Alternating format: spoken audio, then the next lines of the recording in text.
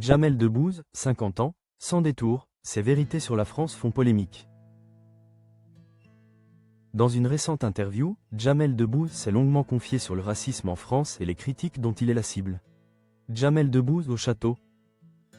Entre éclats de rire à la Star Academy et blessure d'un « enfant de la République », le château de Damary-Lélis a des airs de temple de la jeunesse, un lieu où les rêves se forgent sous l'œil des caméras.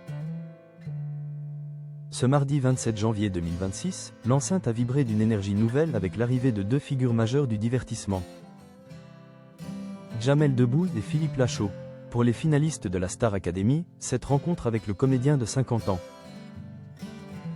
fut une parenthèse enchantée, un pont jeté entre leur espoir naissant et une carrière déjà légendaire.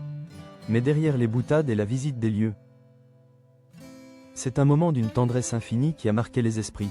L'appel de Jamel à sa fille, Lila, via le mythique téléphone rouge. Un instant de vérité où l'idole s'est effacée devant le père, écoutant sa fille crier son admiration pour le candidat Victor.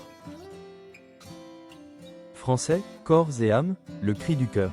Si Jamel Debbouze illumine les plateaux, son parcours est aussi celui d'un homme qui a dû sculpter sa place dans le cœur d'une France parfois frileuse. Cette visite chaleureuse au château est le reflet d'une conviction qu'il porte en lui depuis toujours, et qu'il confiait déjà avec émotion en 2022, il est profondément français, corps et âme. Pourtant, cette déclaration d'amour à sa patrie n'a pas toujours été un long fleuve tranquille. Le comédien a souvent été la cible de critiques acerbes, notamment sur le choix des prénoms de ses enfants. Léon Ali et Lila Fatima Brigitte. Des prénoms ponts, symboles d'une double culture assumée, qui ont pourtant servi de munitions à ses détracteurs. Pour Jamel, ces attaques sont le signe d'un mal qui ronge. Cette vieille dame, qu'est la France, une société où l'on fait parfois le commerce de ce qui n'avance pas, car la division, hélas, fait vendre. L'espoir face au vote de misère, loin de sombrer dans l'amertume, elle interprète de l'inoubliable. Numéro bis préfère le regard de l'optimiste, analysant les tensions politiques et la montée des extrêmes. Jamel refuse de voir dans le vote Le Pen une adhésion massive au racisme. Pour lui, il s'agit d'un « vote de misère », un cri de détresse contre le système plutôt qu'un rejet de l'autre. Sa mission ? Continuer à rassurer, à prouver par l'exemple et par l'humour que la France est une mosaïque dont chaque pièce est essentielle. Transmettre pour que le sujet s'efface.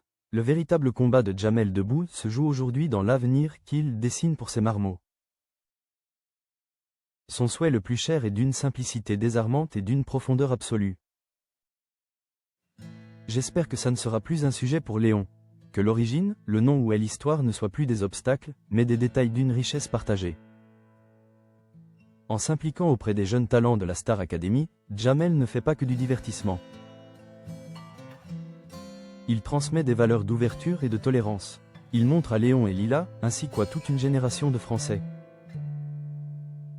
que la réussite est possible sans jamais avoir à choisir entre ses racines et son pays. Chaque geste, chaque rire partagé au château ce mardi participe à construire cette société plus juste et apaisée dont il rêve. Une société où ses enfants pourront enfin grandir sereinement, sans avoir à justifier qui ils sont. De touchantes déclarations qui prouvent que, sous le costume du clown, bat le cœur d'un citoyen exemplaire. Jamel Debbouze, 50 ans, sans détour sur son pays. Je suis convaincu que la France n'est pas